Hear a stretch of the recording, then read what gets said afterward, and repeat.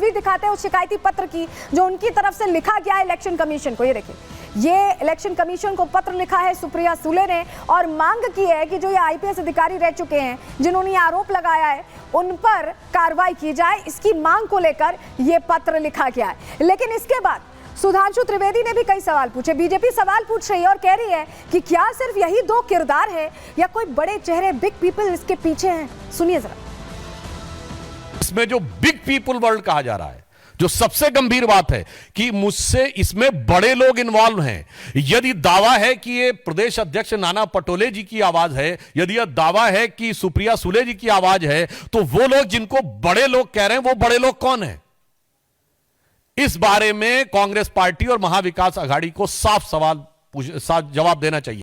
वो ये बताएं कि जो इस वीडियो क्लिप में और ऑडियो क्लिप में दिखाई पड़ रहा है, क्या कांग्रेस पार्टी अथवा उनके किसी भी नेता जो यहां पर नाना पटोले जी और सुप्रिया सुले जी के बारे में दावा किया गया है, क्या वो बिटकॉइन के किसी भी ट्रांजैक्शन में इन्वॉल्व हैं या नहीं? और यदि हैं तो वो लीगल ट्रांजैक्शन है या वो इलीगल ट्रांजैक्शन में भी इन्वॉल्व है? तो देखिए, बीजेपी ने प्रेस कॉन्फ्रेंस की और ये कहा कि 5 सवाल हैं। इन 5 सवालों का जवाब यहां पर जरूरी है जो कि सुप्रिया सुले को देना चाहिए। क्या सवाल है? क्या नाना पटोले और सुप्रिया सुले बिटकॉइन कारोबार में शामिल थे? ये पहला सवाल। दूसरा सवाल, क्या डीलर ने गौरव मेहता और अमिताभ गुप्ता को संपर्क किया था, उनसे संपर्क साधा गया था? क्या कॉल रिकॉर्ड्स में आवाज सुप्रिया सुले की है या नहीं? क्योंकि सुप्रिया सुले तो कह रही है कि उनकी आवाज नहीं है। क्या ये चैट सुप्रिया सुले के हैं या नहीं? बीजेपी ये भी पूछ रही है। और ये भी पूछ रही है कि ऑडियो में जो बिग पीपल बोला गया है, शब्द आया बिग पीपल, वो बड़े लोग आखिर कौन हैं? ये सवाल भी पूछा गया। ये 5 सवाल यहाँ पूछे गए हैं और इसको लेकर सुप्रिया सुले से कहा गया है कि आप किसी मंच पर आएं और इसका जवाब दें। लेकिन आपको बताते हैं, बीजेपी के आरोपों पर सुप्रिया सुले ने जवाब दिया है। उन्होंने ट्विटर के जरिए ट्वीट करके जवाब दिया। चलिए तस्वीर आपके सामने रख रहे हैं और ये कह रही हैं सुप्रिया सुले कि I deny all the allegations, यानी मैं सभी आरोपों से इनकार कर रही हूं। सुधांशु त्रिवेदी के जो आरोप हैं उन्हें निराधार बताया और ये भी कहा है कि आप चाहें तो मेरे से सवाल पूछ सकते हैं, किसी भी मंच पर बुला सकते हैं। तमाम बातें ये कही गई है। मानहानि नोटिस देने की बात भी इस ट्वीट में की गई है सुप्रिया सुले की तरफ से।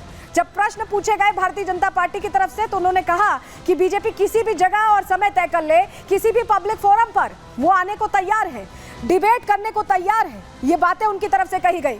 और हमारे साथ हमारे 2 सहयोगी जुड़ रहे हैं, सीधे उनका रुख कर लेते हैं। हमारे साथ मुंबई से प्रगति जुड़ रही है और नागपुर से विवेक जुड़ रहे हैं, लेकिन विवेक के पास पहले चल रहे हैं।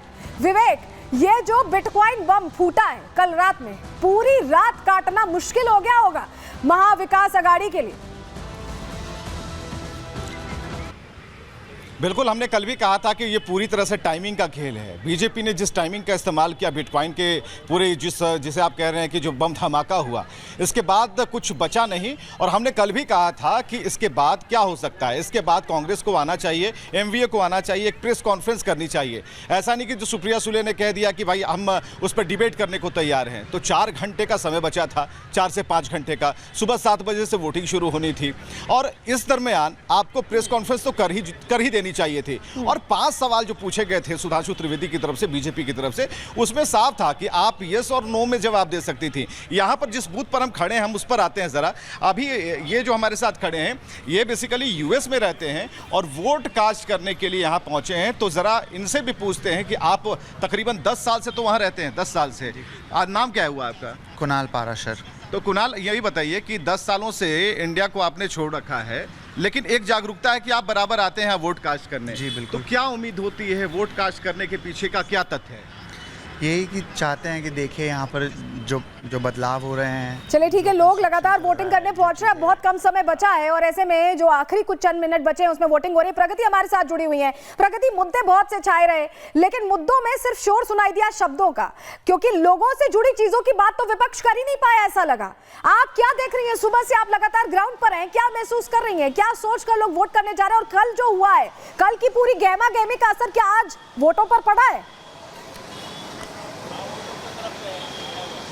बिल्कुल सलोनी, लोगों के बीच सुबह से ही हम हैं और लगातार हमारी कवरेज जारी है। आपको बता दें, अंधेरी ईस्ट के इस पोलिंग स्टेशन पर हम मौजूद हैं, जहां पर तमाम व्यवस्था की गई। हम लोगों से सुबह से ही बातचीत कर रहे हैं और खास तौर पर ध्रुवीकरण की बात करें, बात भ्रष्टाचार की हो, महंगाई की हो, महिला सम्मान की हो, किसान की हो, या फिर बात हो वोटों के जिहाद की, ये वो तमाम मुद्दे हैं। कई नारे इस बार हमने देखा इस चुनाव में गूंजते हुए नजर आए हैं। हालांकि लोगों की भीड़ अब कम हो गई है।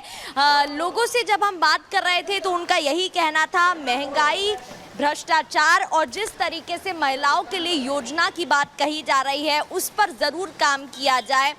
जिस तरीके से बड़ी खबर सामने आती है बिटकॉइन फ्रॉड को लेकर बीजेपी की तरफ से तमाम दावे किए जा रहे हैं, तो महाविकास आघाड़ी बैक फुट पर दिखाई दी। जिस तरीके से तमाम रैलियों में प्रधानमंत्री नरेंद्र मोदी भी घोटाले की बात मेंशन करते नजर आए थे, कहीं ना कहीं वो बातें सच हुई। हालांकि क्या सच्चाई है अभी ये स्पष्ट नहीं है, लेकिन तमाम दावे ठीक है प्रगति और विवेक, बहुत शुक्रिया आप दोनों का जुड़ने के लिए और जानकारियां देने के लिए। देखिए हलचल दिन भर महाराष्ट्र में आज भी देखी गई, क्योंकि असर तो होगा, आफ्टर इफेक्ट तो होगा। इसीलिए हम कह रहे हैं कि थोड़ा मुश्किल यहाँ पर रहने वाला है अब इस कैश कांड और बिटकॉइन बम के बाद यहाँ पर इन दोनों ही पार्टीज के लिए रास्ता। किस तरह की हलचल हुई है, कितना असर पड़ा है, किस तरह की बयानबाजी हुई है, पूरी दिन भर की हलचल रिपोर्ट के जरिए आपको दिखा रहे हैं।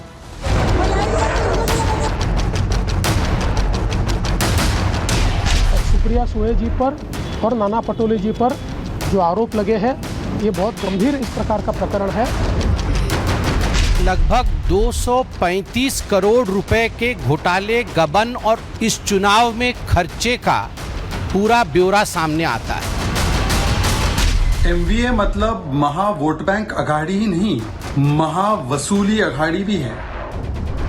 उन्हें इस ट्रांजैक्शन से हमारा संबंध है नहीं, यह स्पष्ट करने की आवश्यकता है।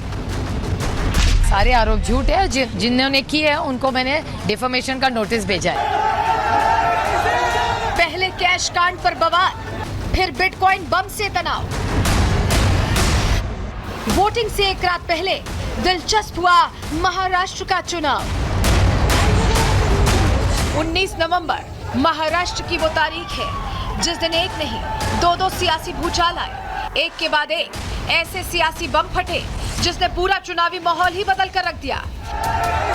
दिन में जहां पहले बीजेपी के कैश कांड की चर्चा होती रही, बीजेपी नेता विनोद तावड़े पर नोट बांटने के आरोप लगते रहे, विपक्षी नेता जमकर बीजेपी को घेरने में लगे थे, तो वहीं रात होते होते एमवीए के प्रमुख नेताओं पर ही आरोपों की बौछार हो गई। जो नेता दिन में बीजेपी को घेर रहे थे उनमें से ही सुप्रिया सुले और नाना पटोले का तथाकथित ऑडियो वायरल हुआ, जिसके बाद बीजेपी हमलावर हो गई। आरोप लगा कि इन दोनों नेताओं ने डीलर्स के जरिए बिटकॉइन का पैसा विधानसभा चुनावों में इस्तेमाल किया है। तो देखिए आरोप प्रत्यारोप जमकर लगे, अब वोटिंग हो रही है, क्या नतीजे आते हैं इस पर हमारी नजर रहेगी। इसी के साथ आज के लिए प्रहार में इतना ही, कल फिर हाजिर होंगे डिटेल रिपोर्ट के साथ। तब तक के लिए दीजिए इजाजत, नमस्कार।